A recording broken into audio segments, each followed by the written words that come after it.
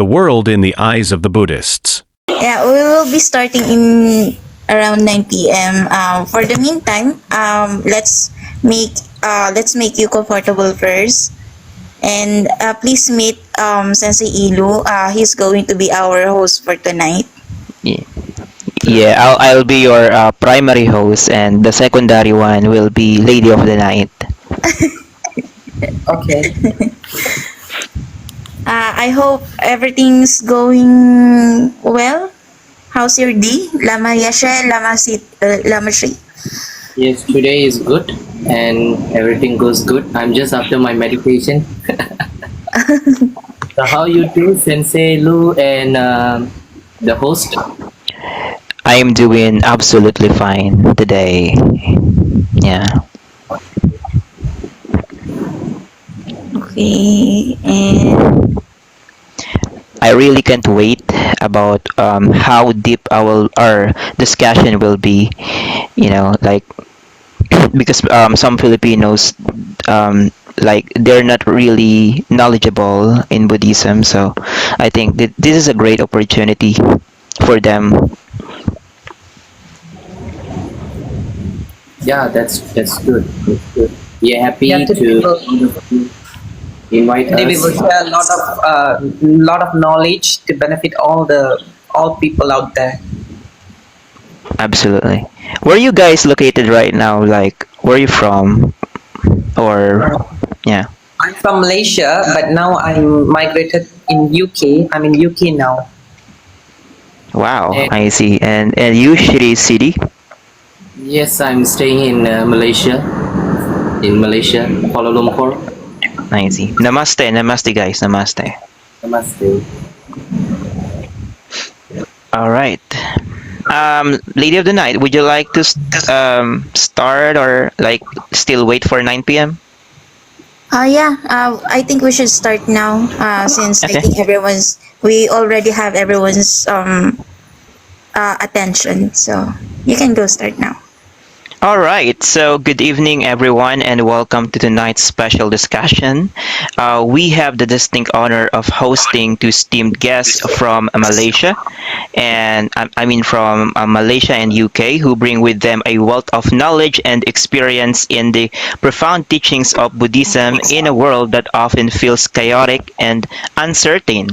The timeless wisdom of Buddhism offers a path of peace, mindfulness, and compassion. Tonight, we will delve deep into the rich traditions, practices, and philosophy of Buddhism, exploring its relevance into our modern lives and the way it has shaped cultures and communities across the globe.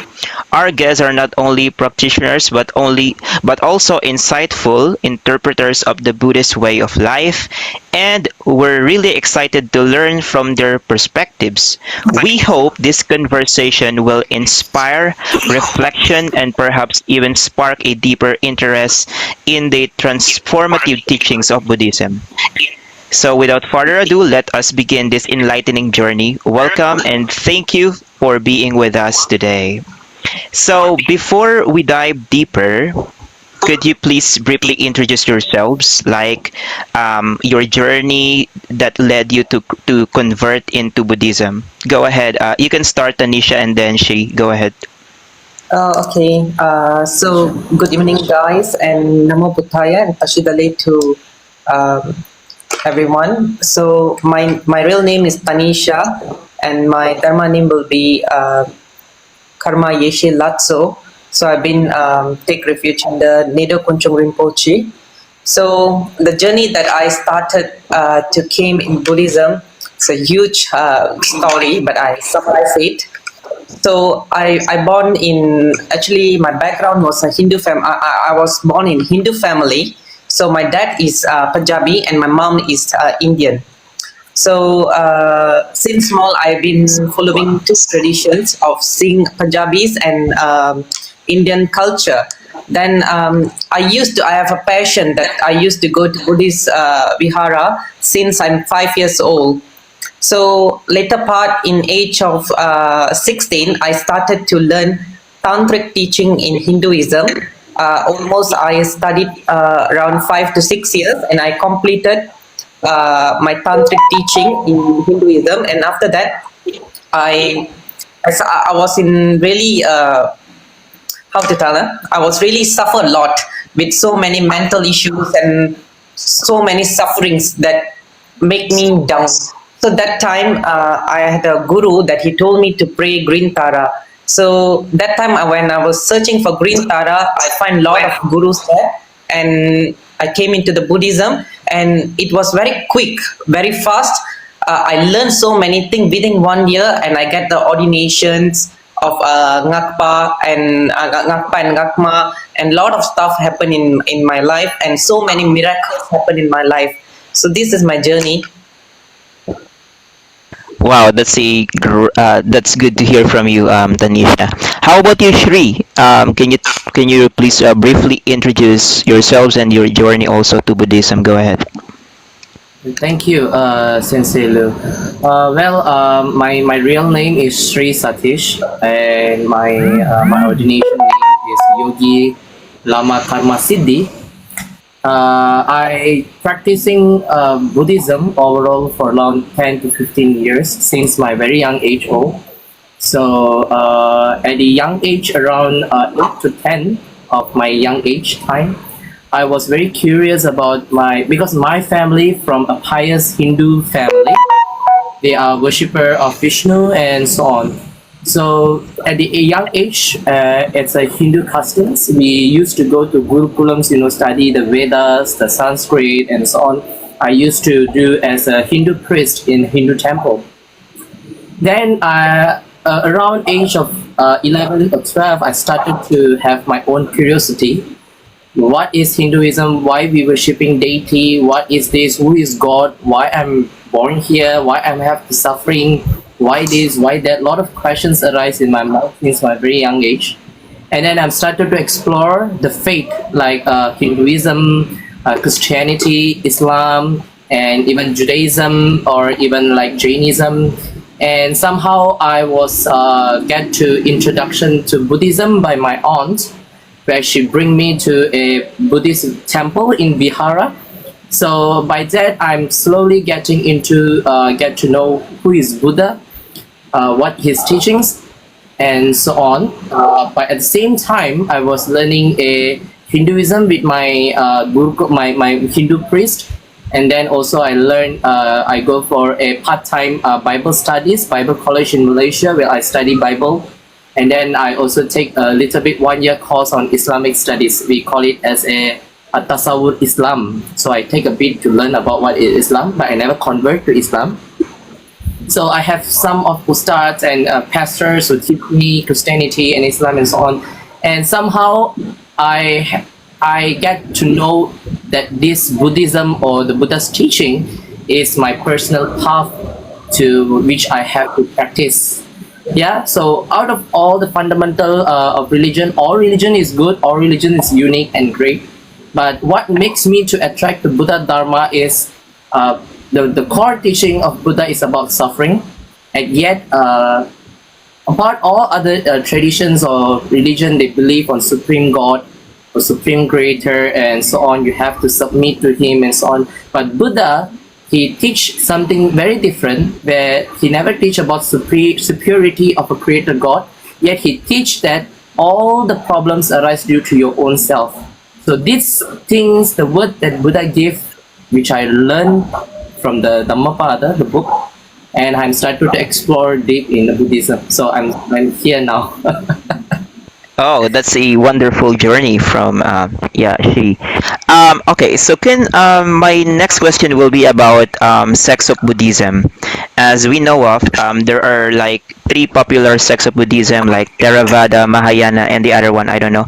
But can you please enlighten us? What are the differences within those sects, and can you please tell us the sects that you are both belong to? Go ahead.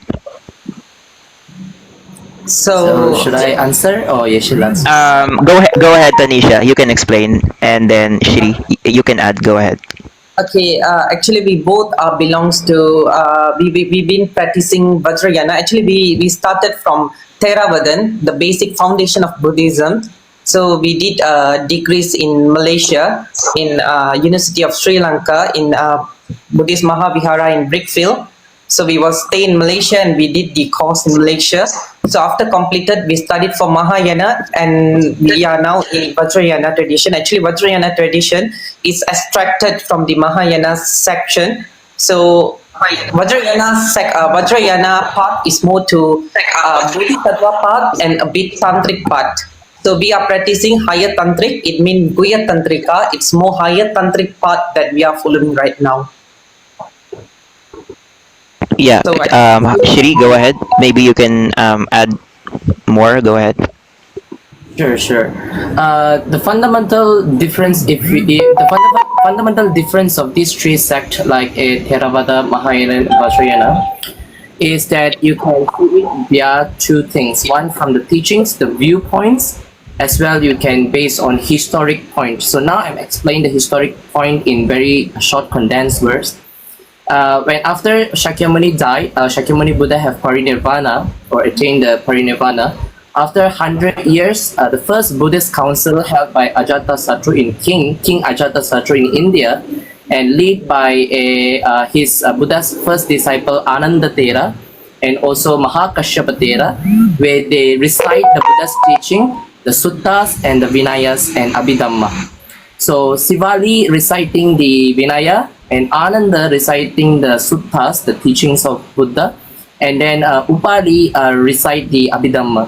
So this is the first time where after Buddha's demise, they recite the Buddha's teaching. So from here, the first sect was formed, which is Theravada tradition. Theravada means the part of elder, right? So after that, around after Buddha's demise, around 200 or 300 years after, where the second council happens in also in Rajagir, where the monks have to be split into two zones. One is Theravada, one is a Mahasangika. So this Mahasangika was become a Mahayana tradition. Why they split into two is due to the views of the Buddha's teaching. So they say that for Theravada tradition, they listen, practicing the Buddha's teaching for themselves, for them to liberate their mind into attain the enlightened state of mind for themselves alone. But here in Mahayana tradition, they say you must be compassionate, where the root of compassion comes in Mahayana. They take compassion as a very high rank attitude or quality which you have to acquire. So in Mahayana tradition, they say that not only for yourself to attain enlightenment, you need to benefit, you need to help all the sentient beings, be it animals, be it humans, be it any non-human beings. You have to benefit them until they become enlightened too. So this is where the Theravada tradition and Mahayana tradition become different. But overall, both tradition or Vajrayana tradition also, we accept that the Shakyamuni Buddha is the great teacher, he is the primordial teacher, and we accept all the teachings of Buddha, 84,000 teachings, as well as the Four Noble Truths, the Eightfold Path, and so on. But the difference between Theravada and Mahayana is that Theravada more conservative for themselves, while Mahayana conservative for all. So that's the difference, yeah? So when it comes to Vajrayana, Vajrayana happens to be around 1st century BC, where the monks, the Nalanda monks and so on, they become a yogis, ascetic, a Buddhist ascetic. We call it as a Sahajayana. Sahajayana is a secret yogi part of Buddha, where these monks like Nagarjuna, where all we have 84 Mahasiddhas. You can go and search about it. 84 Mahasiddhas, where from these 84 Mahasiddhas, the Vajrayana tradition of the Buddhism was flourished in 1st to 2nd century in India. And by that, in the 2nd to 3rd century, our glorious Guru Padmasambhava was appeared, and he's even spread the Vajrayana teachings to the northern part of the world, like Tibet, Nepal, Mongolia, and so on. So in Vajrayana tradition, the difference between Theravada, Mahayana, Vajrayana, you can say it as like the foundation, the primary school of the Buddha's teaching is Theravada, the base. And you go to a secondary school, you can understand the more wider scope of the Buddha's teaching is Mahayana. And then in very secretive, very advanced level like PhD and so on, you can say it as a Vajrayana. So in that belief, in that system, we can say that for attain Buddhahood, we all have the Buddha nature or Buddha qualities in our mind. So the Theravadans say you need to practice 3 kalpas, or like taking birth again, birth and again birth, to purify your negative karmas and so on, to attain enlightenment. So in Mahayana tradition, they say that you can become a Buddha by practicing Bodhisattva, which is benefit other sentient beings. But in Vajrayana, they say you can attain enlightenment in this lifetime with a tantric method, which Buddha revealed in Karnataka, in Danyakataka. So this is different views of Theravada, Mahayana, and Vajrayana. All right, that's a wonderful explanation, guys. My next question is all about the idea of God, creator. Because me myself, I am an atheist. I don't believe that there is a God, that there is a creator who governs this universe, created this universe, all of those things.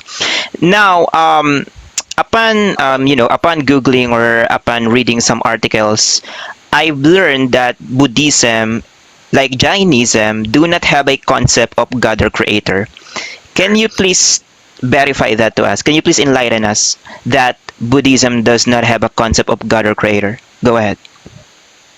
I think she can explain very Rasha, you well. want to? Yeah, you explain it. Yeah, go ahead. Any of you guys, go ahead.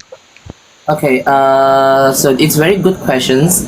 That's why this is the main reason why I choose a Buddha's path, because the Buddha's teachings is very logical, can be investigated through your own effort and mind. You can see it for yourself. While some other traditions or other religions, those who believe like Creator God, which is not wrong, but why in Buddhism they say we doesn't accept the Creator God concept? Because Buddha gave the teachings of dependent arising. We call it as a paticca samuppada in Sanskrit, while in English we say it as arising dependent origination. What is really mean this Buddha teach is that everything in the universe was subject to change, right? Everything universe is subject to change. Whatever subject to change, it leads to suffering, dukkha. Whatever is leads to dukkha, we call it as a non-self, or you can say as an anatma, or non-self, or non-soul, no soul, something like that. So by knowing these 3 characteristics of the law of universe, plus Buddha also explained that everything arises from a causes and effect, or something have dependent on something. For example, you need a heat, you need a fire. You need a heat, you need a wood, and then you need a heat to have a fire, right? So even one fire was dependent on these 3 qualities. Same goes to our body. Our body was created from water element, from the air element, and so on. This is basic science, we all know. So that everything comes from a dependent arising, then there is no, we call it as a altruistic self-independent existential nature in Buddhist view. So if there's no independent nature who was created or like that, then the Buddhas discovered the paticca samuppada, everything was depending on one another, then that theory is become false, right? For Buddhists, by understanding this dependent arising, like which I can explain in more detailed way, like the 12 links of dependent origination and the 5 aggregates of the mind, the volition, consciousness, and so on. It's a big topic. By knowing that teachings, by understanding, by practicing meditation, you can able to see the reality, how the world was happened. That's why Buddha said there is no miracle unless you can see the process of the miracle happens. So that's why in Buddhism we deny there is a creator God who created us, who govern us, which is become a baseless theory which cannot be proven, right? So in that sense, we Buddhists, because we have realized the paticca samuppada, we doesn't really accept a creator God, a supreme God, as well as a unchanging self soul, or you can say Atman or soul. So that's where the Buddhism and other religion becomes different in this matter.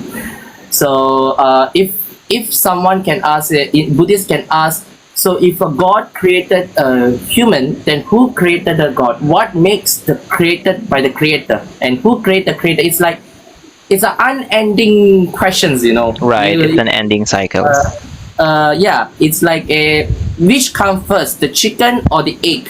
So Right. you have to be very confused because they have no answer for that.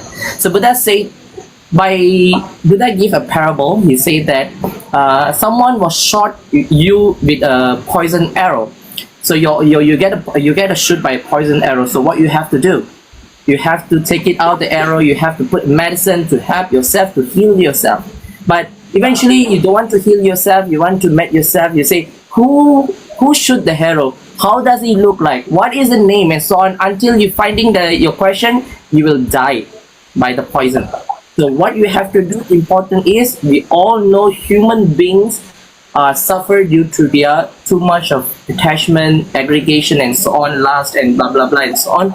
So we have to focus on that. We have to focus on the core of the problem that all living beings or humans are suffering nowadays.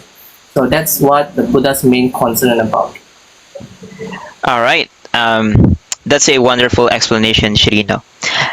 Sorry, I am speaking like in a Filipino. But anyway, my second question will be about if there is no God nor creator, can we say in Buddhism perspective that the universe is already there? It's eternal. It's already there. Well, the universe is not eternal. It is a unchanging. That's why the Buddha said in Anganya Sutta, as well in Chakravarti Sihananda, the great glorious universe sutta that teach by the Buddha. Buddha said that if you want to know the beginning of the universe and the ending of the universe, you can't find, because it's like a like entangled theory, like string theory, which is the energy was shifted to another dimension, another dimension, another dimension, is something like that. The universe was cannot be destroyed, yet it can be transformed into other dimensions, like transmitting energy into other parts of it.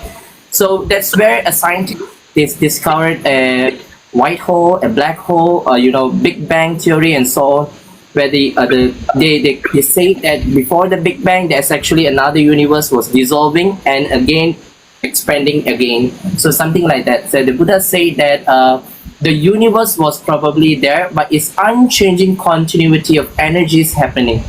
So it's a big topic, but I make it short and condensed. Can we say somehow that the universe is cyclical, like life is cyclical or existence is cyclical? Can we say that? Or what's your perspective on cyclical? Yeah, go ahead. Okay, that I say just now, everything was depending to one and another, right? The dependent horizon. So the Buddha said that it's not a life is already there. Actually, life is there by continuity of energy. So where this life comes from, Buddha said, according to his teaching, the life comes from an evolution of time. So let's say in his Anganya Sutta, they say that we human beings come from a microbes. We comes from a little tiny living things like microbes and amoebas and something like that, and it's become evolution into a greater aspect of life that we get to know now. So Buddha explained that life does not created by a creator, yet life comes from a great time being of a evolutions. So that's what I can explain in very short, condensed manner. All right. I just want to divert in this topic. I just want to focus on evolution. You can find Christian, you can find Jew, Muslim who denies the theory of evolution because it contradicts their dogma, it contradicts their belief system.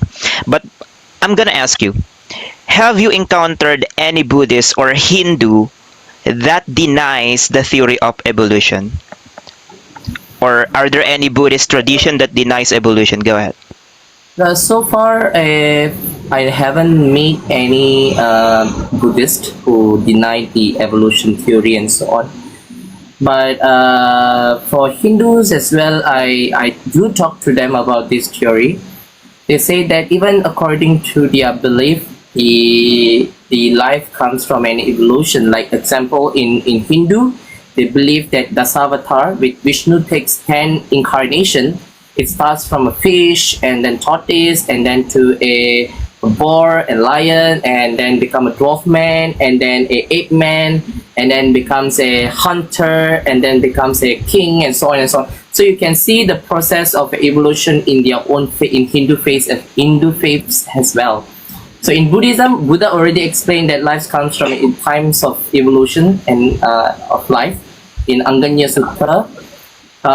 So I never ever encountered anything like that in Hindu and Yeah. Buddhist.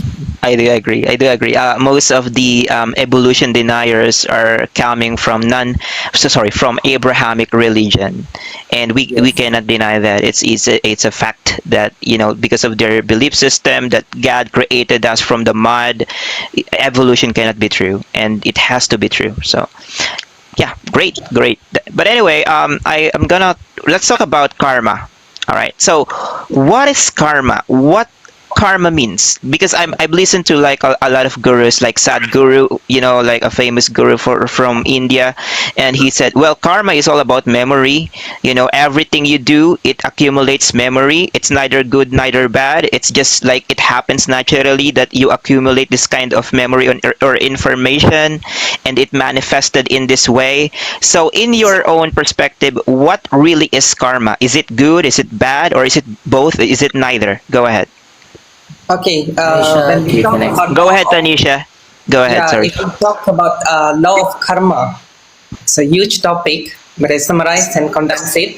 So karma play a main role in all the beings. Okay, so as in today we are talking about Buddhist, so I'm talking in a Buddhist perspective. So what we thought we are thinking about the karma is okay. It's okay in Buddhism. We are main concentrate on our consciousness. So whatever you do, karma is your own action. Whatever you do, good deeds, you accumulate a good karma. Whatever you do a bad thing, you will accumulate a bad thing.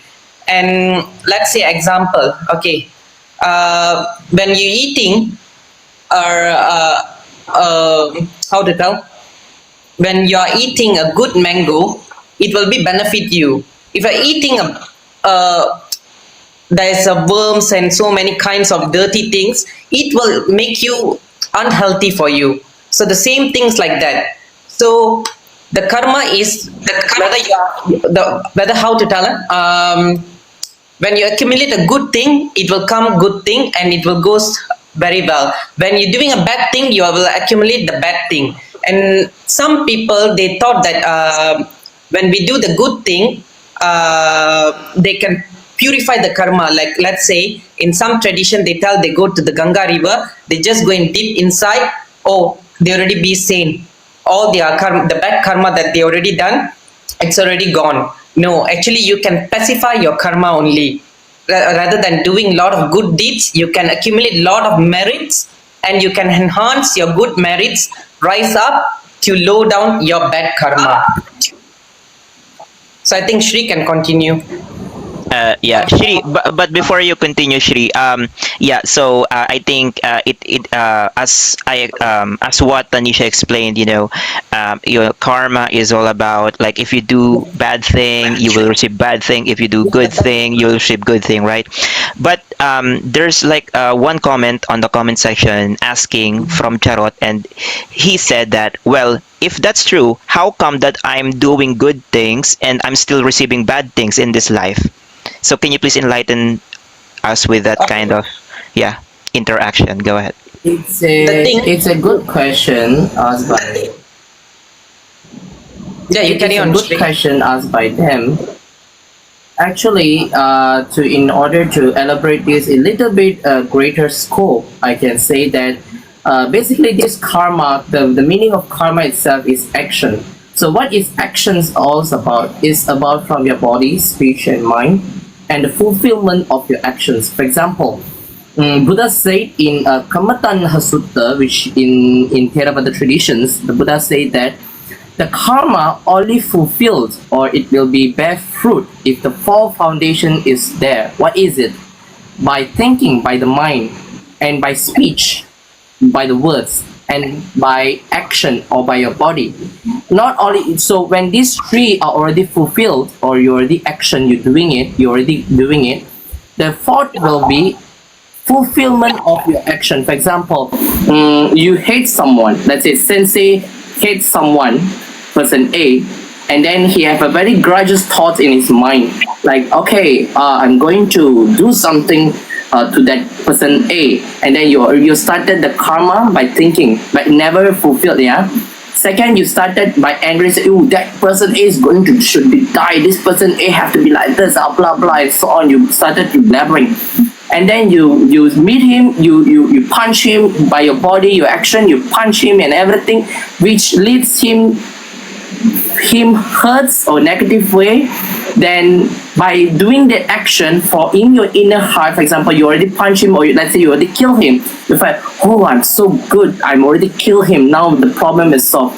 So that fulfillment is actually where your karmas are written, right? So this is the full foundation where you must always aware in your body, space and mind, or your actions. Yeah. So what is karma about? Just now the person asked, right? If I'm doing good, but still I'm suffering, my bad karma is ripening.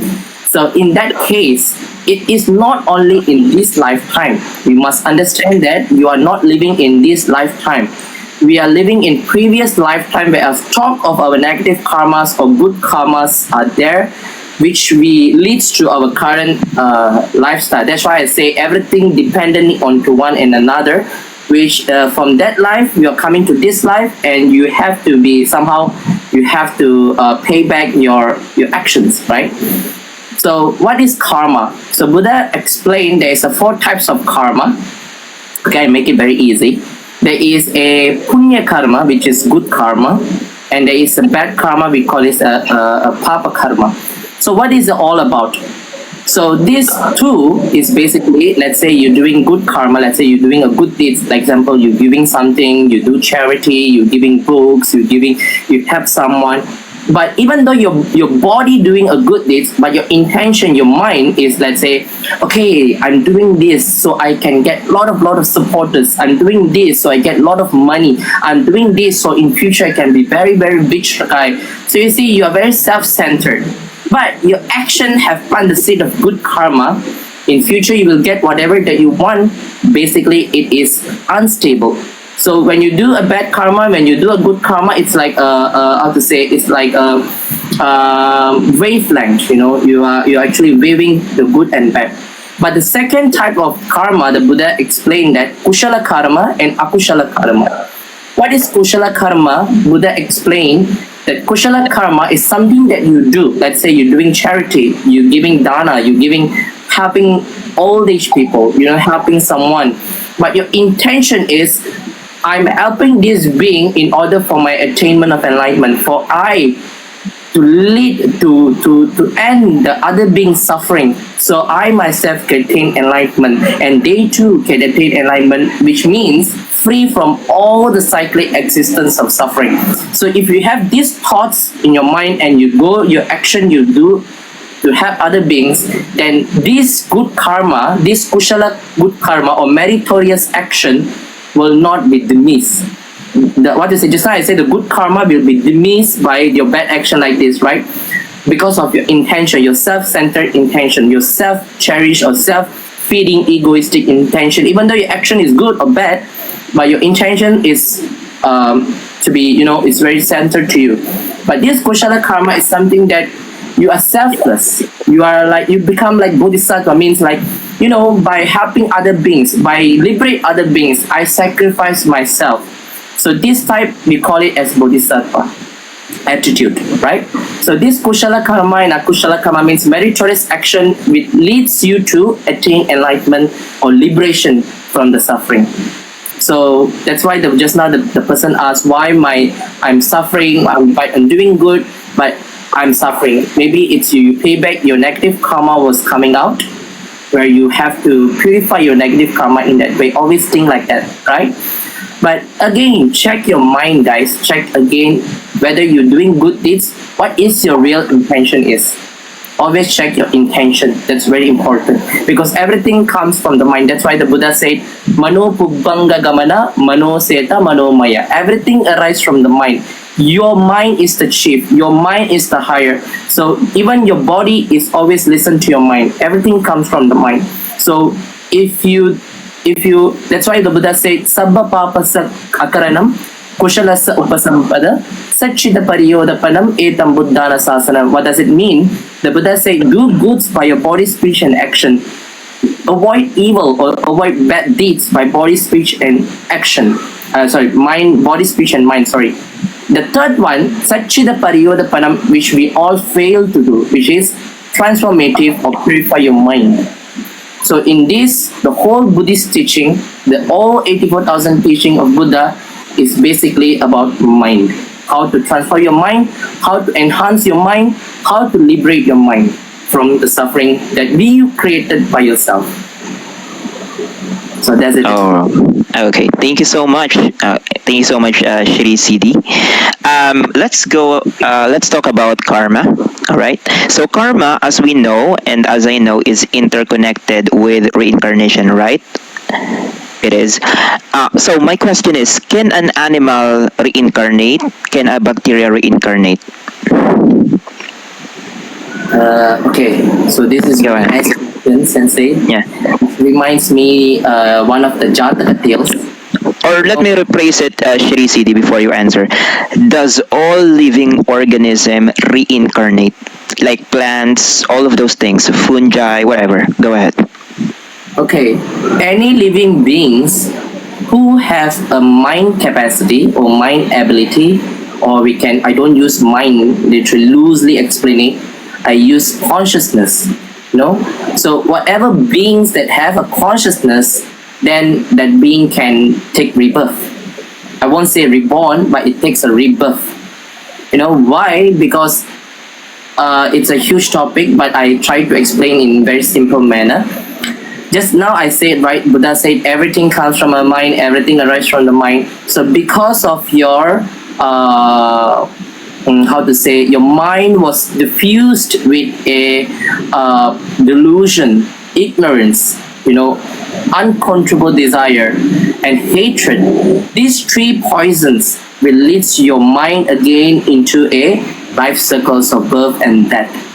If you started to know to cut cut the three poisons to liberate your mind, then you can attain what we call as liberation of mind from the birth and the death. That's why you see the Tibetan chart of birth and death. You can see six realms. The center part of it is the three poisons, which represent as a rooster, pig, and a snake. Yes, it is a ignorance, hatred, and desire. So around that, we can see the six realms, which is God realm or heaven, and demigod realm, and then you can see a human realm, ghost realms, and hell realms, and animal realms. So these six realms are connected to a mind. That's why I say whichever beings have a mind or consciousness, they are tend to take rebirth because of these three poisons. Right? So are you seeing, Shri Siddhi, that bacteria, plants, they don't have that mental capacity to be reincarnate? In one way, Right. you can say because bacteria is under animal realm. Oh yeah, we can say that. Yeah, I do agree in some sense. In such way, yes, they do. That's why Buddha said, to attain liberation, to free yourself from this endless cyclic of samsara, the best of all the six realms is human realms. Why?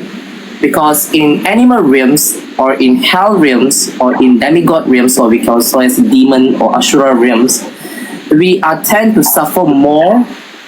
We cannot do any good deeds because, like in animal streams, your only intention is what? Your only intention is find for mate, find for food, and find for shelter, and that's your main conservative thoughts in the animal realm.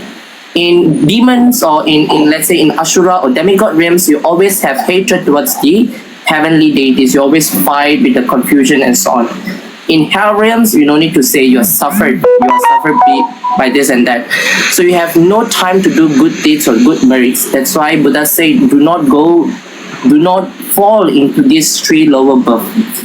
And if you go to say, you can say in Buddhism, we have more than 6 heaven realms, like more than 31 or 21 realms of heaven, or we can say 21 types of heaven in Buddhism.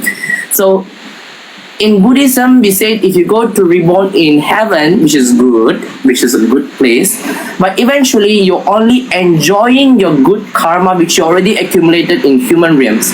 You are like enjoying, you're using like 1000k in your bank account in somewhere in UK or something like that. So eventually, after the good karma was finished, then you again go back to a lower realm. So Can you please? Sorry, Shiri. Sorry for cutting you. Go ahead. Sorry. So in that way, that even though how long you go to a higher heavens, one day you will again fall down into a lower realms. So the best of all the realms is human realms. Why the Buddha said the human realms is a good for liberation? Because we have good things, can do a bad, a good.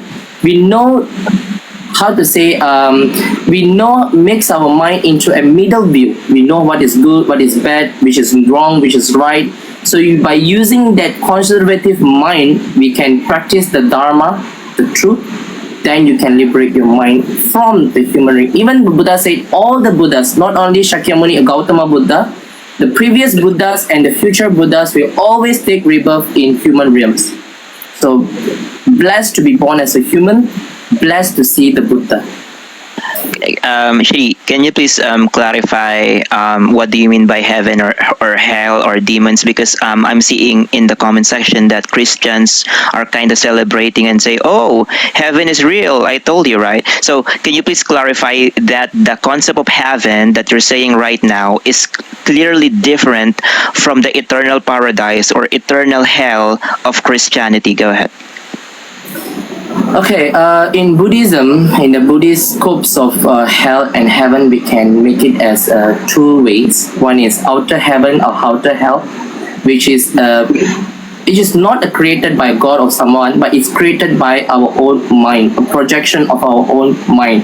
So let's say you're doing a very negative ways, you're killing people, you are demolishing good people and so on like that. You're doing that because of your mind. So once you die, once you're going to die, your consciousness leave, you are tend to be in that state of anger, in the state of hatred. You die and that state, you will reborn into a hell realms. Because why? The state realms in hell be full of agony, full of pain, full of hatred. The same state where you die, you will go to that realms, the outer realms, you can say that. So when you die with a great joyous, let's say you're doing some good things and then you die. In that state of great joyous, you will go to the heaven. But does it mean it's eternal? In Buddha said that's not eternal because it is also connected to your karma. Connected, let's say everything dependent to one another. So it's connected to the karma. By you born there, maybe your lifelong will be like more than 1,000 million years or something in heaven or in hell. But eventually you will use up all your good or negative karma. Then again you out from the hell realms or out from the heaven realms or out from animal realms or ghost realms, you're born to any of the 6 realms that I've mentioned before. Until you are take initiative to free or liberate your mind from these 3 poisons. Everything is connected to these 3 poisons. I see. So, correct me if I'm wrong. The way I see it is more of like mental projection. The one that you're referring to as hell and heaven is also a mental projection in some sense. Even Buddha say that when you are living, you can make your own life as heaven and hell. Let's say if you are very agitated person, you're a very anger type person, you're harming everyone, even yourself. You're harming yourself, harming everyone surrounds you who is good to you. So you're literally living in a hell types of living environment. You wherever you go, people scold you wherever you go because of your projection of your mind from your action, by the action people are attracting you back. So this is what Buddha said, when you are living by your body, speech and mind, you created hell and heaven when you are living. Let's say you're a very kind person like Mother Teresa, like Gandhi, like Mandela, Nelson Mandela. You see, they are very good person. They're creating a heaven type of place for other beings. So in that way, we can say, yes, as like Sensei said, the heaven and hell is kind of projection of your own mind. Right now, yeah. So I want, I want to still dig deeper in this one. Okay. So have you seen your past lives already, Tanisha, Shiri Sidi? Have you already seen your past lives? It's a big topic. So yes, certain lamas, they used to tell about our past life, but although we know about our past life, we just concentrate on this life. So we not too much stick in our past life. We are just concentrate in our current moments. So you have seen your past lives. Yes. Wow. And how many past lives have you seen through that process? Like if you can just remember.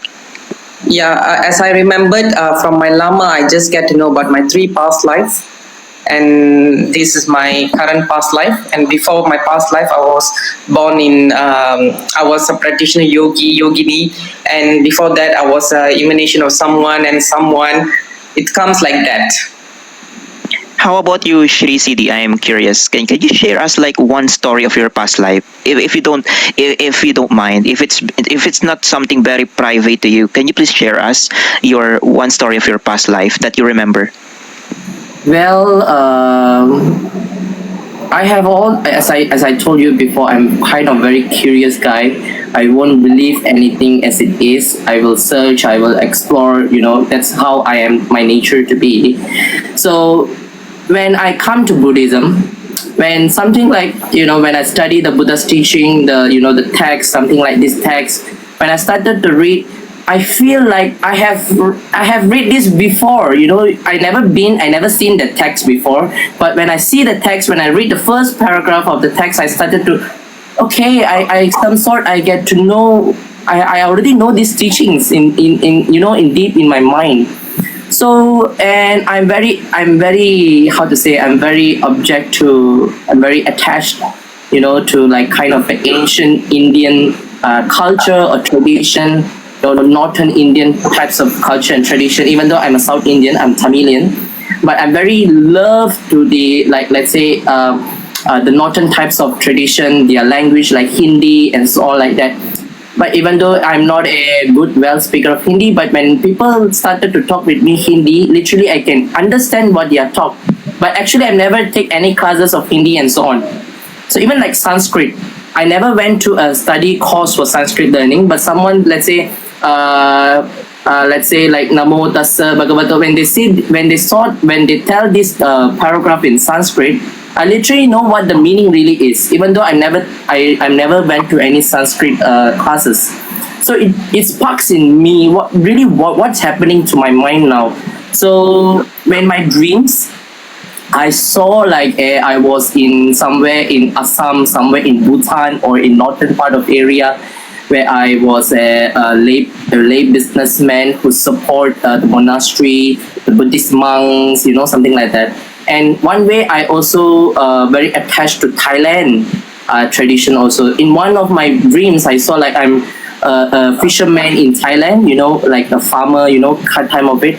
So when my friend brings me to Thailand in Hat Yai or Bangkok, I started to feel like, okay, it feels like I've come to my home. It's like I feel the home, it's like unexplainable feelings.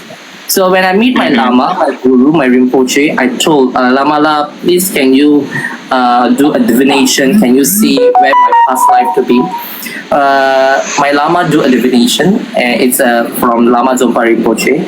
Who is the Mr. He already attained Parinirvana. He came to Malaysia last time. So I meet him personally. I asked him, Lama Zopa, can you do a divination? So he do like, do some dice or something like that.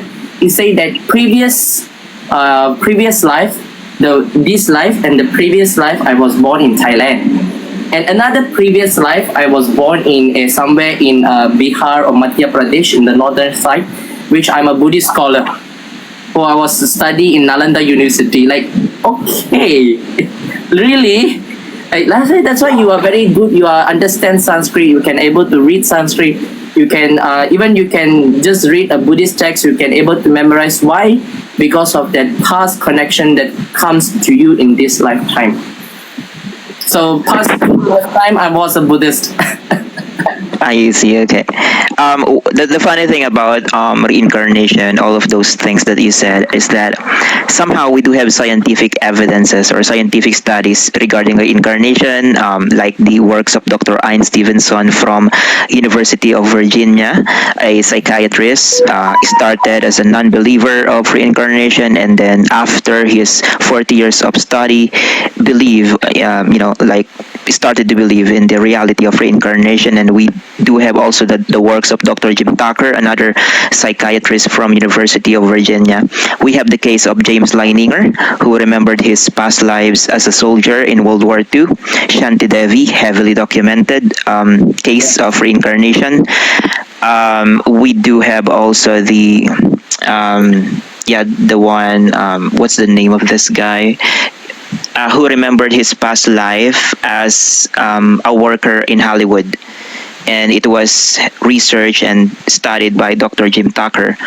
But anyway, the funny thing is that we do have scientific evidence regarding reincarnation, right? But we don't have evidence supporting the existence of heaven or hell or all of those things. So, where I'm now. So go ahead. Sorry. Just now you say, Sensei, you say that you want to know. This is basically purely my own perception, yeah, presumation. I can say, like, if you say like there is a hell or heaven, I can able. If you ask me, is there hell and heaven in scientific way of term? I can say that it could be, but it's never be. It's just a theory. It never be proven in scientific way. But let's say if a advanced civilization, we are not living alone, right? We have exoplanets. We have other beings in different dimensions in the universe. We know the multiverse and so on. So in that way, we can say that there is an advanced being in different dimensions or different planets in this universe, which all the beings in that dimension of planets are very happy, very in grateful state of their life and everything. And you can say like Venus, you see, it's like hell type of planet. So you can say in that way that somewhere in some dimension, this kind of a being or places of existence could be exist. But it's just a theory, yeah? It's not Talking about aliens, what do you think about aliens? Like, is there really an alien, and what do you think? Have you seen an alien? What an alien look like? Do they look like humans, or can you share your thoughts about aliens?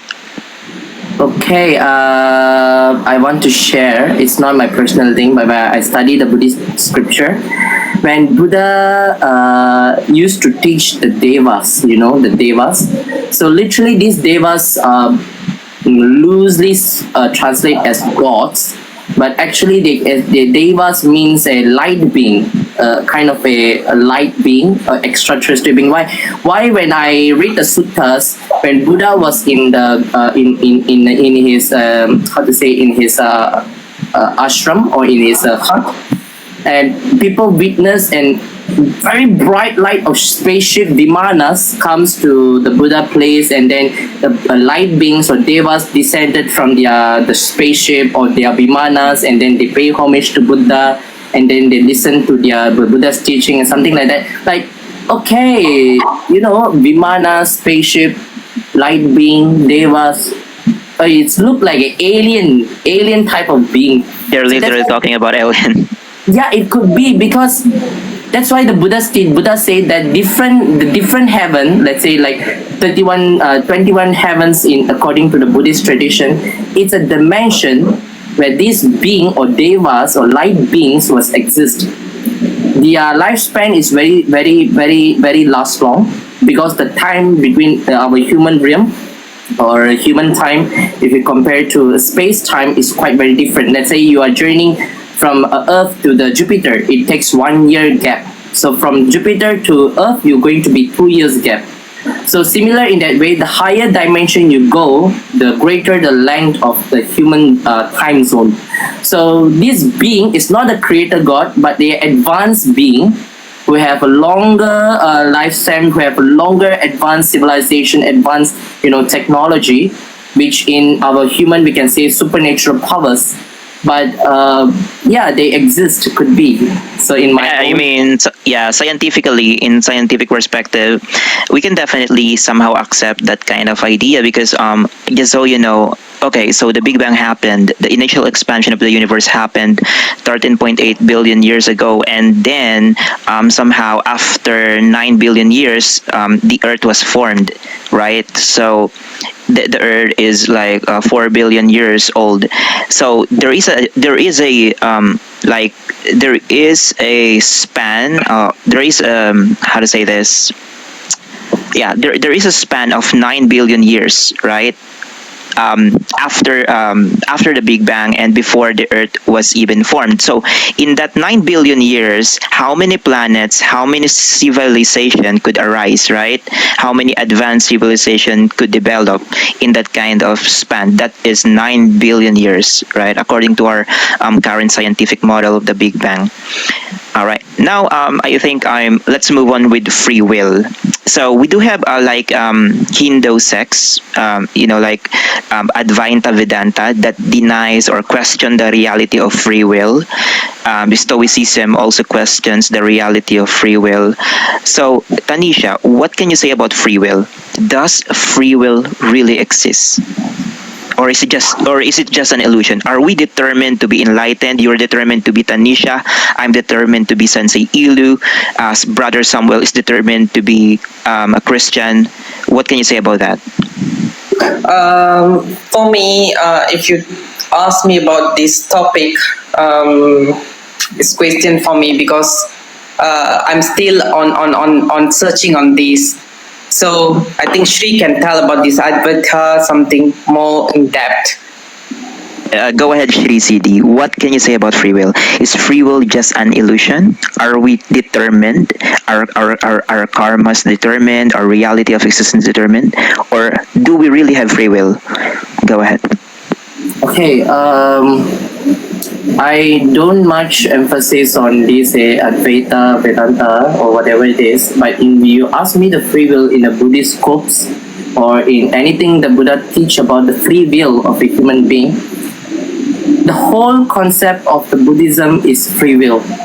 That's why in his there's two young Brahmin approached the Buddha because at ancient time and the Buddha's time they have too many of faith systems, too many of a spiritual gurus. They are confusing which one is true because one each another they say, oh, I'm the one is the real one, you should not listen to other. So these two Brahmin we become very confused when he come to approach the Buddha. The Buddha said that one thing: don't believe anyone. Number one, don't believe anyone. Don't believe that comes from your tradition, by hearsay, by tradition. Don't believe whatever written in the scripture just by blindly accepting as it is. Don't believe that someone said so. Even don't believe that your higher guru or higher beings say that this is it, you should follow. Do not blindly accept everything as it is. Always use your intellectual mind to check what is good or bad, which is acceptable or not acceptable, which is provenable, what is not provenable. Then you can. Can I stop you on that? Can I stop you on that one? Because yeah. So where is that written? Where was that written again? What kind of manuscript was that written? If you can. This is in Kalama Sutta. Kalama Sutta. Okay, it was written in Kamala Sutta that don't believe in anything you hear, don't believe in anything, regardless of the authority of the person that's speaking. It's so funny again that it's really the opposite of what is the Christian teachings. Because in the Christianity, you should believe in me. I'm the pastor. I'm the priest. It's the word of God. You should believe whatever is written in the Bible. It's like I can see Socrates in Buddhism, because Socrates is like a kind of skeptic guy who will question everything. He does like the default mindset of Socrates is always like agnosticism, right? Before he believes on something, he will question it. Go ahead, Tanisha. Can you share something? So I need to add something here. Even Buddha have given many teachings to us. The main teaching will be Four Noble Truth and 84,000 teaching. You know what at the end Buddha tell? He just tell one thing. Although I'm an enlightened being, I'm a guru. Please don't believe me. You can ask me any Please question. don't believe me. Please don't believe me. What am I saying? Do research. And another Wow. thing, at last, we just tell one thing: Apo Deepo Bhava. Y'all can Google it to find the definition. Be a light upon you. You are the own master of yourself. So you no need to go and search someone else. Don't believe everything blindly. Search, because the answer is around. It's surrounded you. It's inside you. You no need to go and search somewhere else blindly. Wow. I mean, that's Although that's if amazing. Buddha but Gita don't believe me, because you need, although he already give all the manuscript, a lot of stuff, but he told one thing: don't believe me, because you need to have awareness by seeing it. You read it, you need to understand it, whether is it true or no. That's why I tell Apo Deepo Bhava, be applied upon you to do research, see it properly. That's why we follow the eightfold path. That's the how to say this, you can see the difference between Western religion that relies on faith and belief. You need to believe in this. You need to blindly follow this. Just believe that this is the word of God. In Eastern religion like Buddhism and Jainism as well, or maybe other Hinduism sects, we can see the kind of agnosticism. Like seek and you will find, not believe and you will find, right? Seek and you will find. Seeking and believing are two different things, right? Yeah. So yeah. Anyway, let's talk about Four Noble Truths. If you can just, Tanisha, I think you can just summarize the Four Noble Truths. Okay, the Four Noble Truth will be Dukkha, Samudaya, Nirodha, Marga. Okay, when actually Buddha's teaching, the first teaching after he got enlightenment, after 7 weeks, the Brahma and Indra came down. He was a Pacheka Buddha. He don't want to tell anything he don't want to teach anything. So Indra and Brahma came down and they request to the our Shakyamuni Buddha to turn the wheel of Dharma. So he went to, after 7 weeks, he went to Sarnath and he turned the wheel of Dharma, the first turning wheel of Dharma to the 5 disciples, and he teach about the Four Noble Truth, about Dukkha, Samudaya, Nirodha, Marga. So the main thing, Dukkha, Samudaya, is suffering, how to handle your sufferings. So you no need to search a lot of things. And when you expand it, it will become 84,000 teaching. Why it become 84,000 teaching? Actually, the 84,000 teaching is from the Four Noble Truth. Because all the people, when they exist on Shakyamuni Buddha's time, because everyone has their different perspective or mindset. So when you teach something, they couldn't understand that time. So each person, they have the different perspective. So he teach in a different way. So it become 84,000 of teaching. So the thing is about Dukkha, Samudaya, suffering, and how to overcome this suffering. That's the main teaching of Shakyamuni Buddha. Go ahead, Shri Siddhi. You're gonna say something. Yes, that's how Yeshe Latso have it described. Basically, the foundation of the Four Noble Truth is about suffering and end of suffering. But does it mean the Buddhism is nihilistic or annihilistic, which is not? Why? Buddha is like a doctor. We all can't deny, we all cannot deny that human beings does not suffer. We somehow we have depression and stress, anxiety, all these are suffering, dukkha. So the Buddha first taught in his first noble truth, which is the origin, what is suffering. It's like, you have a cancer. The Buddha is like a doctor. He finds that it's a cancer. So what is the root cause of the cancer? How can we alleviate from this cancer? How we can stop this cancer to widespread? So what is medicine? So this is the Four Noble Truth actually. The Four Noble Truth is actually what we call as truth or dharma. So this dharma is like medicine. Buddha is a doctor, dharma is a medicine, and the sangha or community of a Buddhist, we call it as a nurse. So in that way, the Four Noble Truth, you can say it as the first truth the Buddha explained, that to his five disciples, Jatipi dukkha, Vyadipi dukkha, Maranampi dukkham, Apiyehi dukkho, Vipayogo dukkho, Panchaskandaha dukkha. What does it really mean? This is actual spoken word of Buddha. Buddha said that birth is suffering, and then old age is suffering, sickness is suffering, death is suffering, and then the most important thing, whatever that you desired, whatever that you love has left you gone is suffering. Whatever that you don't like but it always comes to you is suffering. At the end, your five aggregates is subject to suffering. So this is very fundamental. Why? Because why the Buddha said birth is suffering? Because it's continuation of your cycle again and again and again and again and again and again. So you are suffering again and again and again. So in that way, the birth is suffering. Even you can see a baby was born. He didn't say, ha ha ha, I'm happy, I'm borning. No, the baby is crying. The mother suffered the pain by, giving the delivery and all. So the birth is suffering. Old age is suffering. Why? You are very anxious about your beauty of your body. And suddenly you get a wrinkle, suddenly you become a back pain like that, and then you become suffered due to changelessness of your body, because nothing is permanent. So by change, you are getting suffering, old age, and so on and so on. So this is the first truth that Buddha was explaining. The first cause of our old comes out. So this is due to our self-cherished mind. The birth, the old age, your suffering, and something that you like goes on, something you does not like comes to you. This is all comes from your self-cherished mind. For me, the I, you can say an ego, ahankara in Sanskrit. So you say for me, everything for me. Let's say if something bad happened in your life, why happens to me? Why God tests me like this? Why I, me? So this leads to more suffering. So May I ask you about suffering?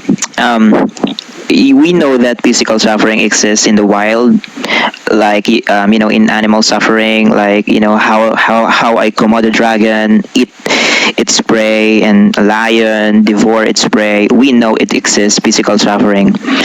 Is this suffering originally naturally existing, or is it like a product of karma of like previous living organisms, or is it natural?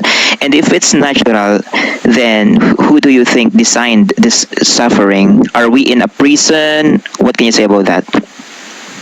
okay, well, this is very good question. So in the second turn wheel of the Buddha's teaching, the first night he teach the Four Noble Truths. The second day he teach about these three characteristics of the world. So the Buddha explained there's a anicca or impermanence, and dukkha or suffering, and anatma or non-self. So this is a characteristic of our world that we are living now, the living dimension that we are living now. So the Buddha say that you ask, right? So where this suffering comes from? The Buddha categorized suffering comes from into three types of suffering, which is dukkha, parinama dukkha, viparinama dukkha. What does it mean is that suffering due to your bodily suffering, let's say like you're getting a pain, you're getting rashes, so this suffering can be healed, can be changed. But the second type of suffering, parinama dukkha. Parinama dukkha means suffering due to change. Let's say your body is getting old. Let's say your it's come from the change. Let's say you go to a place to another place, then the place is getting a war. Then that place you're getting suffered. So this is the second type, suffering due to change, right? Due to, can be outer sense, can be your inner sense, can be your mind as well. Let's say you break up with your loved one, then another one comes, again you break up. So this is changing of suffering. And then we have the third one, viparinama dukkha, means you want to be live long, you want to be stay here to enjoy your senses, you want to enjoy your life, again you want to stay. So this thought of your self-cherished mind leads to suffering. So this is three types of suffering. So you can ask where this suffering comes from. Literally all this comes from your mind, your own thought. It won't be say thoughts, it's more to a consciousness, your subconsciousness. I think lady can relate when you say enjoy your senses. Just kidding.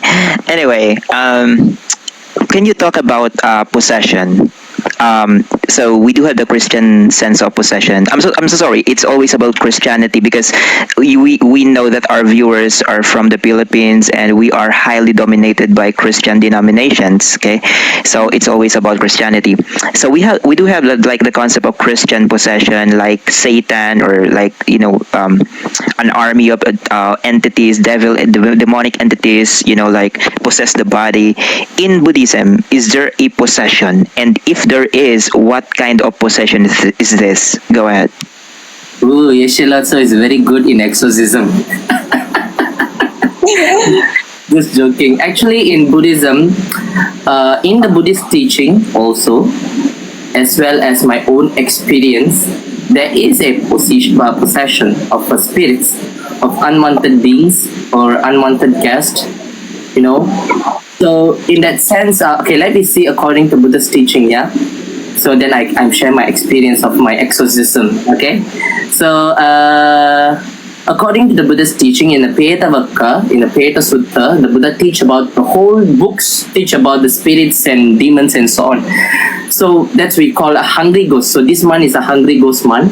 I'm gonna explain that when a person, a person is died from too much of greedy in his mind. Greedy means I want to live, I want this, I want unsettled things in my life, but I die, the greediness which makes a person born as a spirit being, kind of spirit. Any spirit, you can say it as a shaitan, you can say it as a demon, you can say it as a class of being. In Buddhism, we have a class of 8 or 10 types of spirits: kumandas, yakshas, rakshasas, bhutas, pretas, pisachas, and so on like this.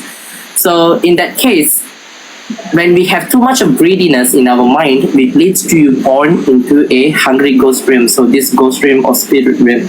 So when these being born in the spirit realm, they want to fulfill their wishes. Let's say Yeshe died due to break up with his boyfriend, so he wants to revenge. So she become as a spirit of Gyalpo in Buddhist term, you can as a Gyalpo or spirit king. So they manifest they will like to, because they don't have body, they have like hovering in air of air type of elements. So they were hovering in the air or somewhere places not clean, not good energy or negative vibes. They love to being living in that places. So this being, in order to fulfill their wishes, they will find a host.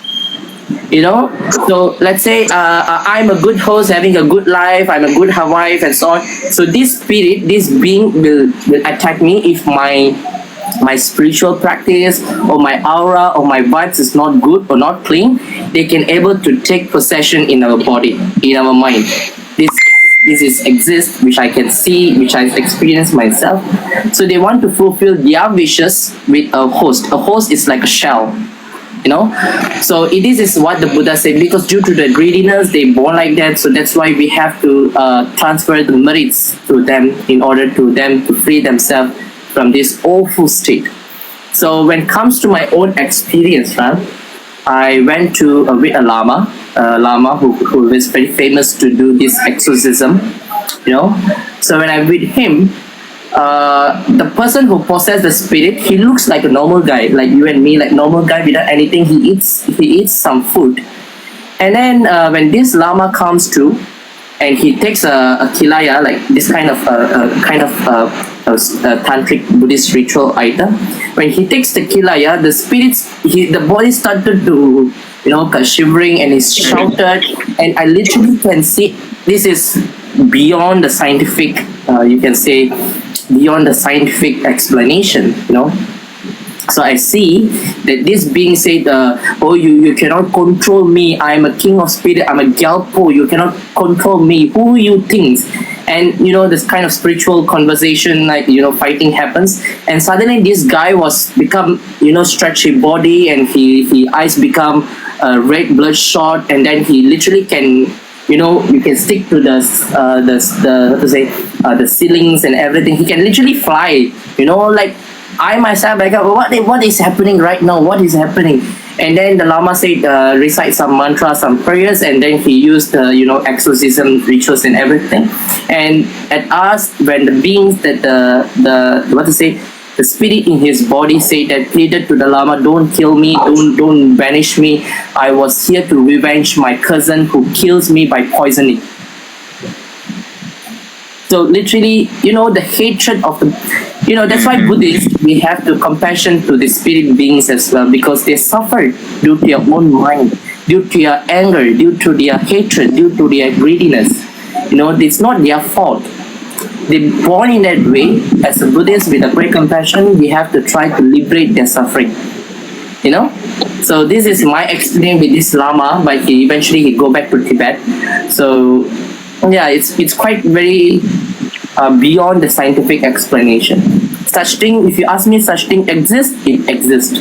Yeah, well, some things are definitely, experiential, and not just like, we cannot really how to say this, measure it in a scientific, objective way. Some things are meant to experience personally. You said that possession only happens like if you're a good host. It's so fortunate of me that I'm not a good host, as you can see. Anyway, yeah, let's go ahead and go to meditation.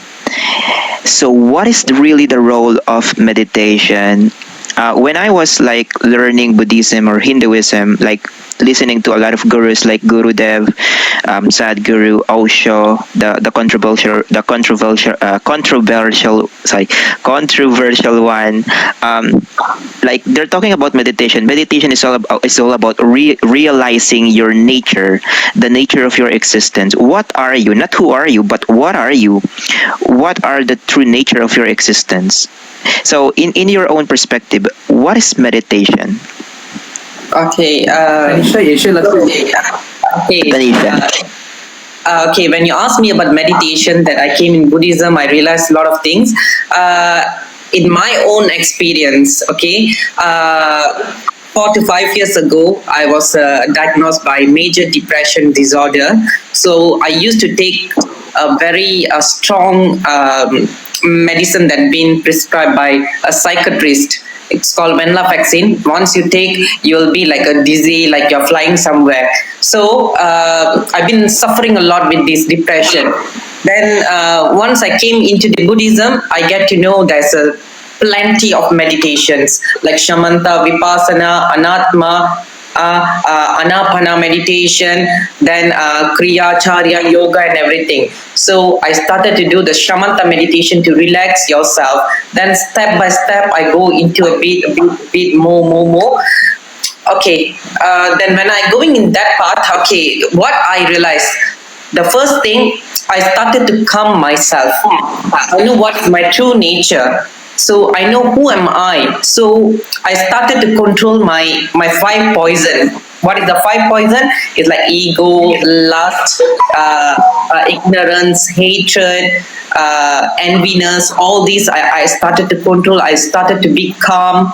like that. And another thing, I started to be silenced, started to observe what is happening around me before I'm doing this, before I'm coming into this meditation. When you look at me, I was everything, if someone tell anything, I was started to shout like that. When it's come to meditation, I started to realize a lot of things. I started to be so humble, start to handle all the problems with my skillful method and skillful technique, with my compassion. Although the people going to hurt me by their words or something, I will be so humble. I know how to handle them well. And another thing, I started to enhance my lifestyles. Okay, from starting, when I'm doing before I'm doing the meditation, my lifestyle was not balanced. My sleeping pattern all was totally different, and my healthy, I'm not too healthy. So when I'm doing this meditation, the first thing you will realize about yourself, in Buddhism we tell Rigpa. Once you already started to realize your Rigpa, you know your own true nature, you know how to stabilize your mind, because your mind is the one playing the main role in your life. So another thing, materialistic everything. So that's the main thing. So after I started to do this meditation, everything, gonna be 3 years plus, I'm no more taking the medication. Although doctors still prescribe me the meditation, I'm not taking the single medication till now. Gonna be 3 years. I'm very happy. Whenever I wake up in the morning, I just set my lifestyle like this. Every day when I wake up in the morning, I just think, today I'm born as a new baby. So the day when I start, I will start with my positive vibes. The day gonna be like positive. So nothing gonna harm me. The thing is more to your mind. So you know how to stabilize your mind? You can handle everything. That's the thing. Thank you so much, Tanisha, for that wonderful explanation of you. Shiri City, maybe you can share what is meditation for you. Okay, meditation is how you can say, it's a tool actually. It's prescribed by Buddha. As I say, Buddha's teaching is a medicine for your mind, a suffered state of your mind. So meditation is all about to understand the arising and ceasing of your thoughts in your mind, and as well as knowing the process or the reality of your mind and the projection of your outer worlds. Let's say the meditation is a tool. There's many types of meditation, as how Yeshe Latsu has said to be said, because we all beings, every people or every individual have a capacity. Some are advanced, some are not so good, some are in middle state. So each have their own tools or method to calm their mind. First of all, you have to like something like this. This is like a mind. A pot is like mind, and inside the water is a tea. It represent your thoughts or your mind. So your mind is agitated with your thought, with your hatred, and so on. Is it calm? So when the waters become so agitated, so inside the mud will started to mix up. So you can't see your mind properly.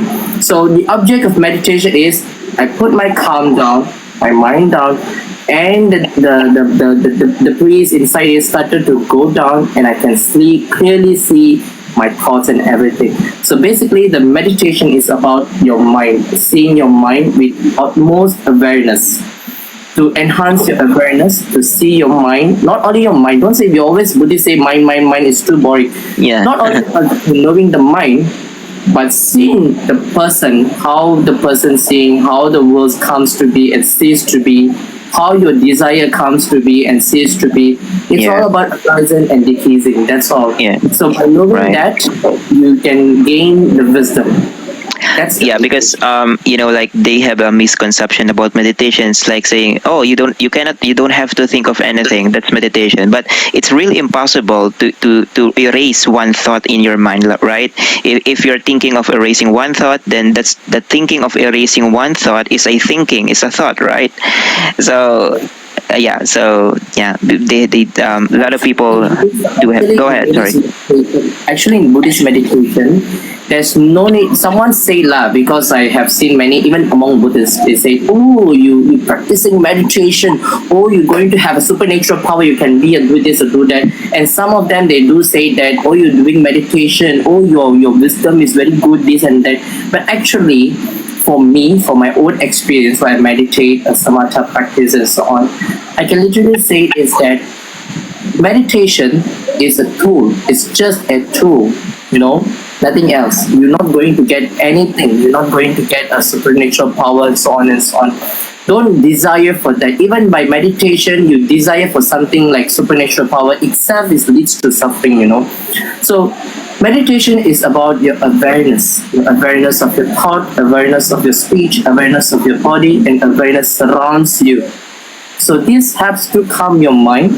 When your mind have a thoughts, good or bad, don't accept. When the thought is very good or joyous, don't accept it with joyous mind. When you see as something negative, don't repelling it. When you see something, is just be in neutral state. Observe the good and bad thoughts in your mind arising and ceasing, arising and ceasing. That's why in Thailand, in one of the meditation, they say good, good, it like arise and ceasing.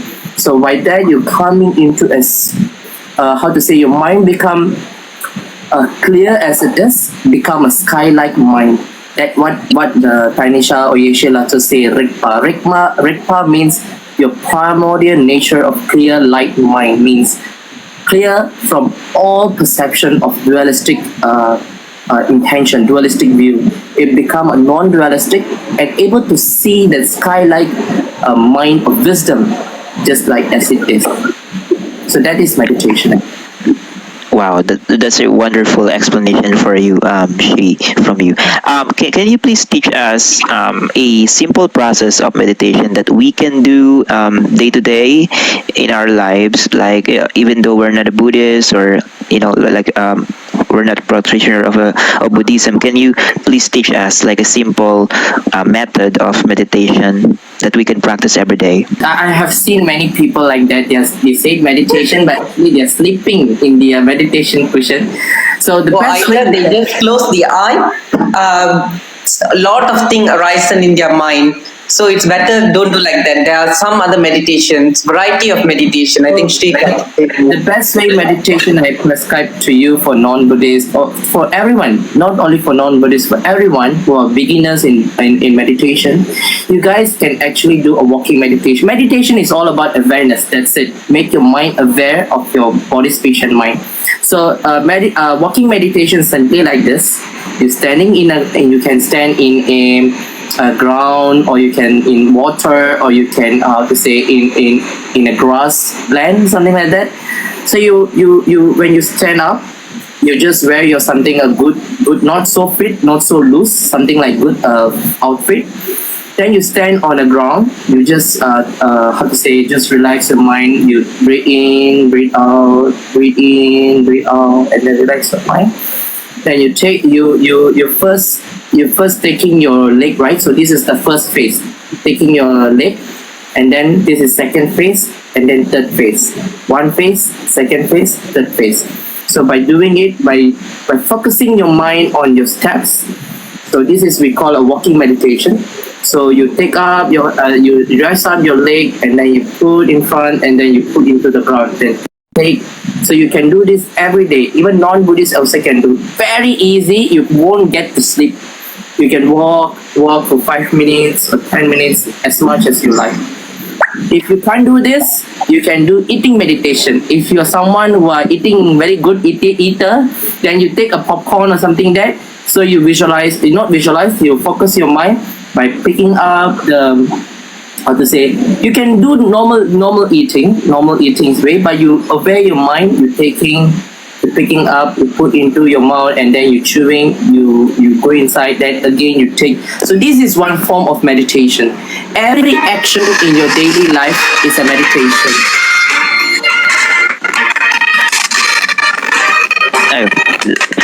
Something there's a sound. Oh, sorry. Sorry. Yeah, every action in your daily life, even when you how to say, when you go for bath, you can do meditation as well. Okay. So not only you have to sit down, Yeah, you have right. Like to focus on the breathing. force There yourself. are like plenty of ways that you can meditate, walking meditation, eating meditation. Just be aware of what you're doing in the present moment. Don't think of the past. Don't think of the future. Past is past. Future is yet to come. Be aware of the present moment. That is what is important. Be aware of this very present moment. But I do have a joke on walking meditation. Um, like, do you know why diabetic patient cannot do walking meditation? Yeah. Yeah, because they're amputee. Just kidding. Yeah. So here's my last question. I think. Thank you so much, Tanisha and Shri. I think there are like people who will go up for a series of questions, like one question per person. So thank you so much for this wonderful discussion, and you really did enlighten us um, about Buddhism. You really did enlighten us about the Thank misconception about Buddhism. Like the idea of God, creator does not exist in Buddhism. The idea of heaven or hell is a different thing in Buddhism. The idea of karma, reincarnation, possession, all of those stuffs, even alien, kind of things, right? So this is my last question for you, and I hope. So, do you still fear death? Like, can you please answer that? Both of you. What is if you your like realization of death, like physical death? Go ahead. if you ask me, I'm not fear at all because we should understand something. Nothing is permanent in this world. So why you should be fear? You when you start to understand your true nature and the existence, you don't need to be fearful. So you need to understand the cycle.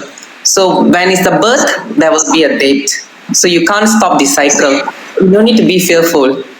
You need to accept the thing that what Buddha tell. When you come into the world, you got your own duty to do. One, you already finish your duty. It's time to you to go.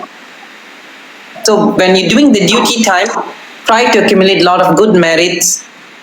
Try not to hurt someone or do any other bad deeds. Try to accumulate a lot of good merits. Do good thing and liberate. The teaching of Buddha is to get enlightenment. Try to do a lot of the good thing. Try to go to the path of enlightenment. Go ahead, Shri. So if you ask me whether I'm fear of death, I will say I'm every time, every day, every night I'm dying. So Wow, that's that's a good answer. actually, you see, the Buddha always take advice from Buddha. He say that life is uncertain. Life is like a bulb, or it's like a flickering of candle. It will go on by any time. You never know, right? So always death is certain, and it's going to happen anytime, anyway. So you cannot, how to say, you cannot stop your death. So embrace it, and try to cherish your life with good thoughts, good actions, and so on.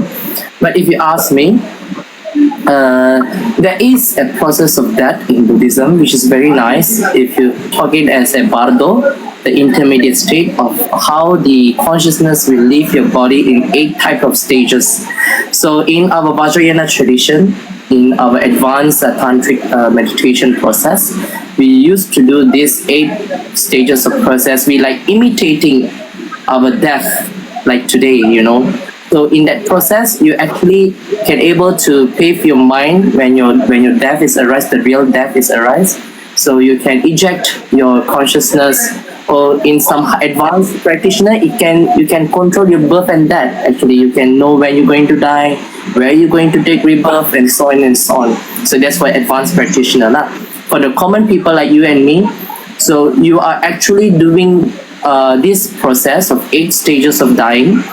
By doing that, it's actually, the Buddha always say, even His Holiness Dalai Lama has said that every night that you're going to sleep is actually your last day of your birth. When you wake up at the morning, it's actually you're taking rebirth in a new life. So think like that way.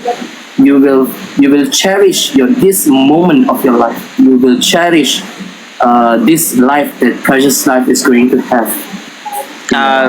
Yeah, I'm so sorry. I do have this one last question. Really, this will be my last question for you guys, because you mentioned near-death experience. If I'm not hearing you, like, if I'm hearing you correctly, you did mention near-death experience. No, and the It's not a near-death experience, but it is a, how to say, imitating the process of death, the process of that process will happen at the end of your time. But we in Vajrayana, especially in Vajrayana, we have a special meditation, call it as a bardo, where you will imitate the process, the 8 types of dying process by meditation. Means you are imitating your mind yeah. to go to that. It's like how to say, imitating near death experience. Okay, so let's talk about near-death experience. When a Christian has like near-death experience, he saw Jesus, and he then believes that Christianity is real because Jesus exists. When a Muslim go under NDE, he saw Muhammad or like something like that, and yeah. So, can you explain why is it like happening during near-death experience? Like, if you're a Christian, you're more likely you will see Jesus. If you're a Muslim, you will see Muhammad. Is there any explanation in Buddhism about this?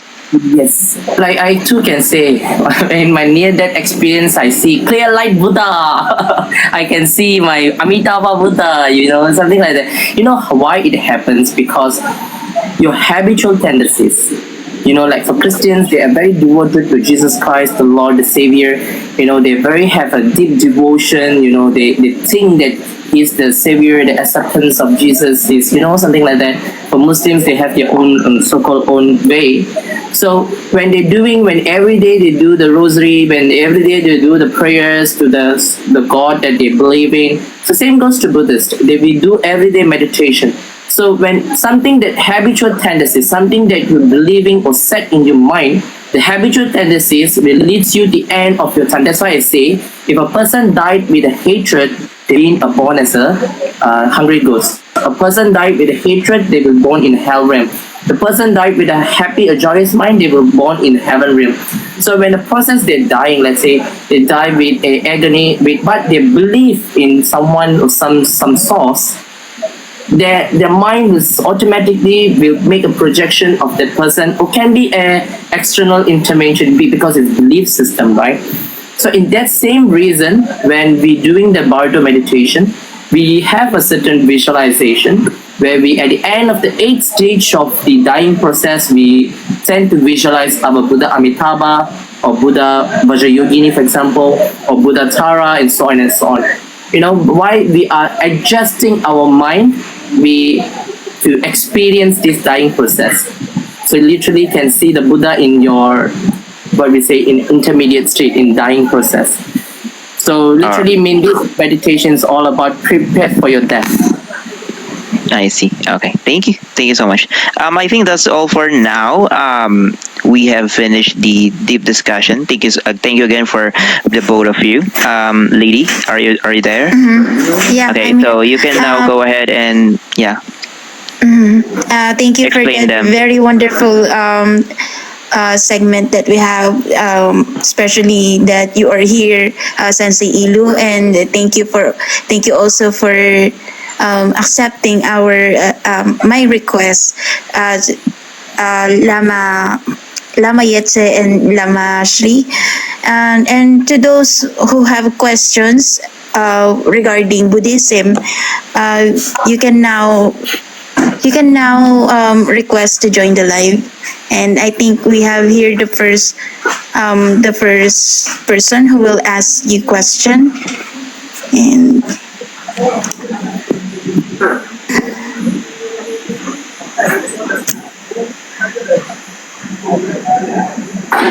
hello. Hello. Do you have any questions regarding Buddhism? You can ask our two guests here. Okay. Is there any scripture in your worldview that Buddha says you need to establish the Buddhism religion?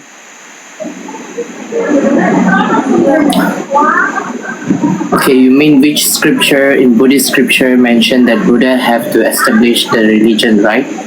So, in Sorry. I think. is it the question? Yeah. Um, is there any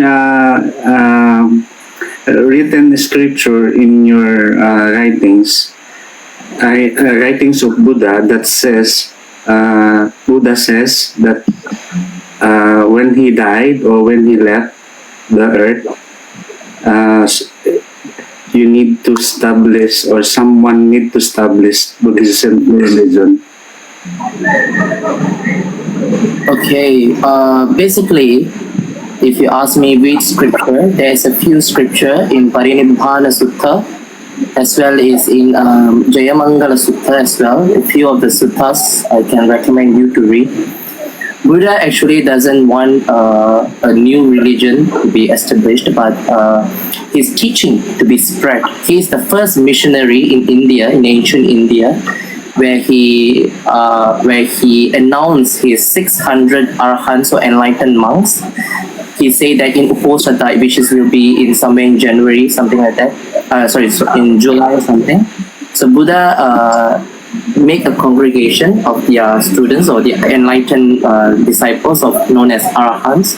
So Buddha said, please propagate my teachings for the benefit Bahujana Hitaya, Bahujana Sukhaya, for the benefit of many beings, for the happiness of many beings. He asked their monks to go the 10 direction of the world, means south, north, east, west. So they go to propagate the Buddha's teaching. So in a sense, yes, he does ask his disciple to propagate his teaching.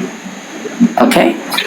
And after that, if you ask me, it's all a Buddhist, it's all a Buddhist responsibility to propagate the Buddha Dharma. Not only me and Yeshila. So even like Tenzin, even like Sensei, anyone who are Buddhist or non-Buddhist, you can share the Buddha's teaching, the enlightened wisdom, to benefit of all beings. Okay. Can I ask one more question, host? One questions. We are only entertaining one questions per guest only. Okay. Thank you. Thank you, Sipsu. Okay. Hey, JC Chigs, if you want to ask them, you can do so now.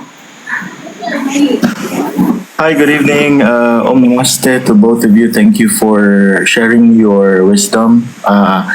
As for your information, I'm also a practitioner of the Vajrayana Buddhism here in the Philippines, and I'm very happy that I have like-minded brothers and sisters who share the wisdom of the Buddha, and also you're also heavily influenced by Hinduism and also other religions. I usually practice like the universal teachings of most masters like Jesus, Muhammad, or any other religion. I respect all of them. But my question is for both of you. Do you agree that during the time of Jesus, like in his lost years, there are certain evidence in the Hemis monastery that Jesus, Lord Yeshua, or when he was still young, he visited India and also Tibet to study the Buddhist teachings, and it was recorded in the Hemis monastery. So some people don't believe that, but in some of my studies and also research, Master Jesus or Lord Yeshua, as we call it, practice it or probably gain some attainments in Siddhis. That's why when he came back to Israel, he performed miracles, because during his lost years, he was exposed to different masters, because as he was also nicknamed as the chosen one or the anointed one, masters of the tradition of the Brotherhood of the Light have anointed him to be tutored in the ways of the Buddhist teachings. So do you confirm that? Is there any document or any scriptures in those monasteries that are still existing? Since there is a text, so-called this Isa. Someone comes from the Western country known as Isa, but I'm not so much in depth have recognized the text or the books before. But one thing I can say, because I have studied the Bible and so on, and one thing I can say, there is some similarities, some similarities between Christianity and also with Buddhism. For example, I think JC Chings, you are a practitioner of Vajrayana. So we have the Gana Chakra offering, right? We have using the two main thing, like meat and meat and alcohol, right? Milk and meat and alcohol.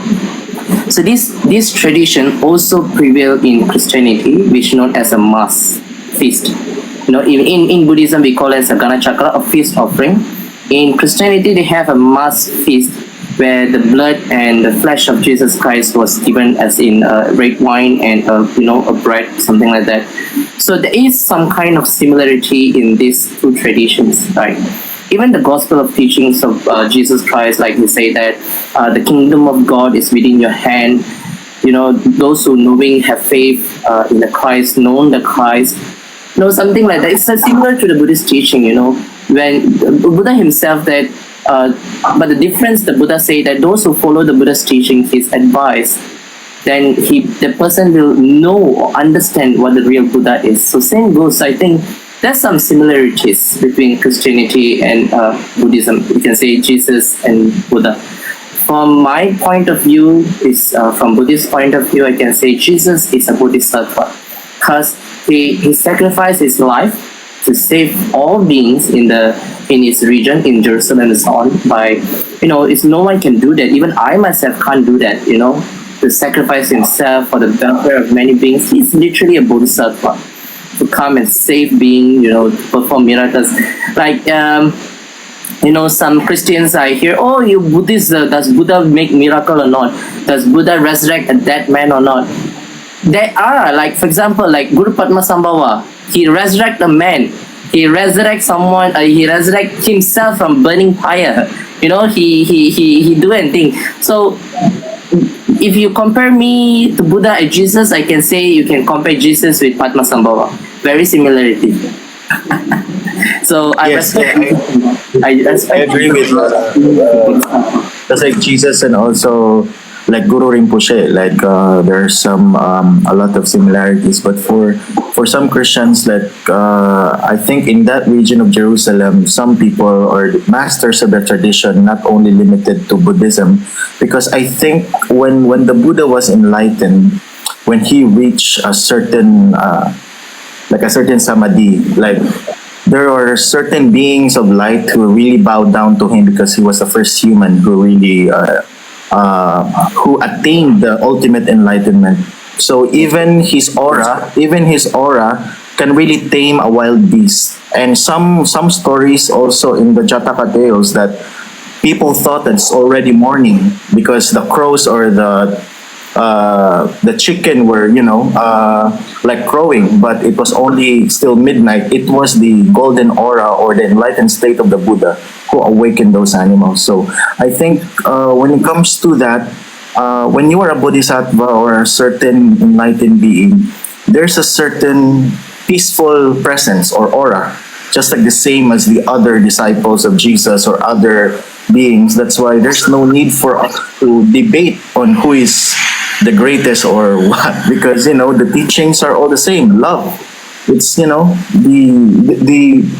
the universality of the teachings should not give us all the barriers in loving each other. So that's the real message for that. I think the Buddha was very careful during that time, in his time, because not all people are educated. Some of the people are not able to write their names or learn some other languages. That's why he was so careful of not trying to pose as God. He was trying to be enlightened. Buddha means like the awakened one. So I think we are also called to be awakened to our delusions. I think that's the call or the purpose of this session, is to awaken from our delusions, because we are really influenced by a lot of things in this life. So I thank you for this session, and I hope that you will, may all of us reach enlightenment in this lifetime. Thank you. Thank you. Thank you so much for that very wonderful question, and it arouses a lot of clarity from among us. Okay, I'm going to put you down na.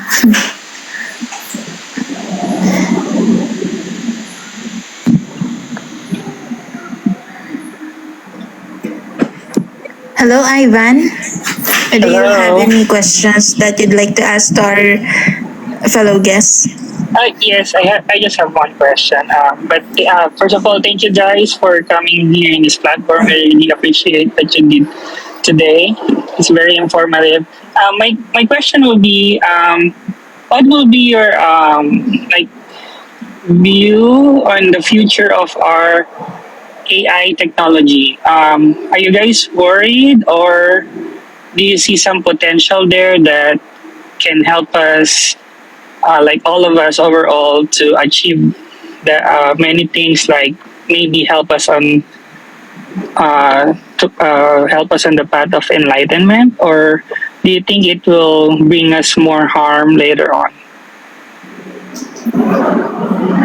So Yeshe, you want to answer his? If you ask me, in future, if they establish the AI, it will bring a lot of harmful for us, because if you ask me why, the first thing, they will bring the robot system into our life, and you started to lose a lot of work, and there's a lot of crisis will happen surround us. The simple thing, our daily life will be struggle, and it will bring a very big impact to everyone. I guess. Okay, sure. Go. I answer his question. Sorry. That the person asked about AI in future generation. I have seen a Japanese movie, where the Japanese monks were creating an AI intelligent robot, and eventually the robot studied all the Buddhist teaching, and lastly the robot itself gain a consciousness, and then the robot attain a saint or arhat or Buddha.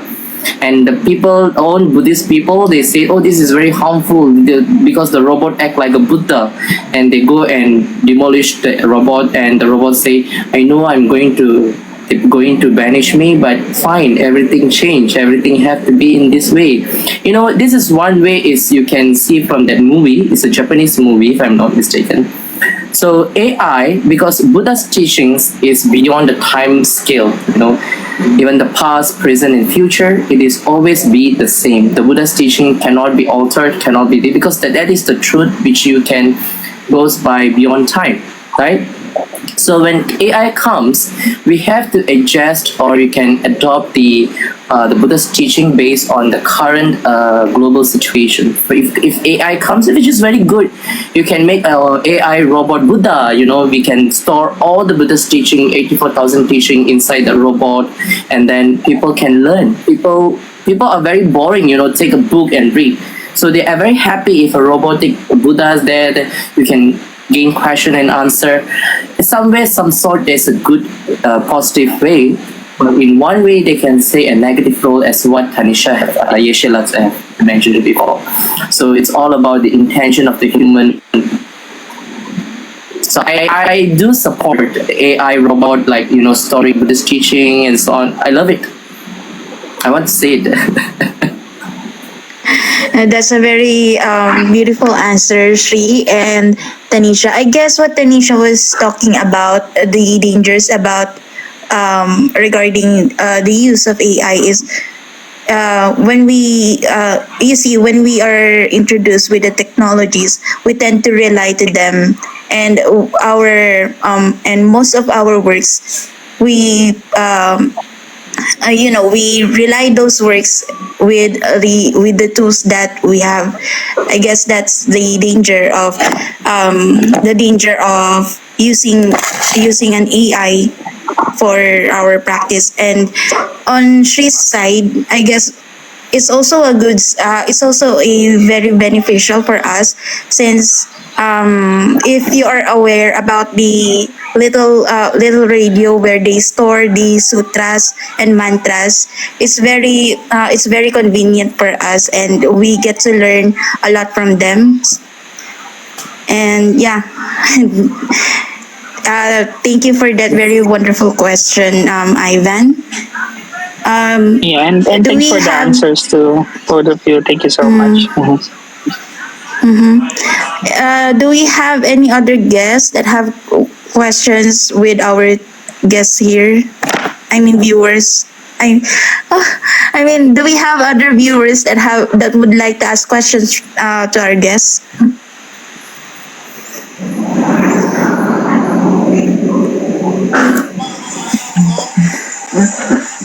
I guess we do not have any other questions, and I really appreciate this wonderful experience together with Shri and Tanisha, and also Sensei Ilu. I'm very thankful that you agreed to my request to host this live, and the questions that you've asked them are very challenging and also very enlightening at the same time. So yeah, I hope that in the future we get to learn a lot from the Buddhist perspective, and I hope that our viewers have learned also the worldview of Buddhism. Thank you so much, and I'm going to stop the live now. Before we stop Ayan, the Shri, live, Sili, and Tanisha. yeah, I'm going to presenting my dedication, and thank you for Sena and Sensei Lou for to have a good platform. And this is also a platform of AI, spreading the Buddha Dharma and so on. I'm very happy by your request. We're doing this Dharma work. Where there's no Dharma, let there be a Dharma. Where there is a love and compassion, may it grow more and more, so that it will benefit and enlighten all sentient beings. Okay? Thank you so much, Shri. Thank you so much, guys. Thank you so much. They follow you, Tanisha and Shri. Yeah, sure. And Sarva Mangalam. Oh, okay. Thank you. Thank you. Thank you. Thank Next you. time again. Tashi dele. Everybody have a nice day. Have a nice day too.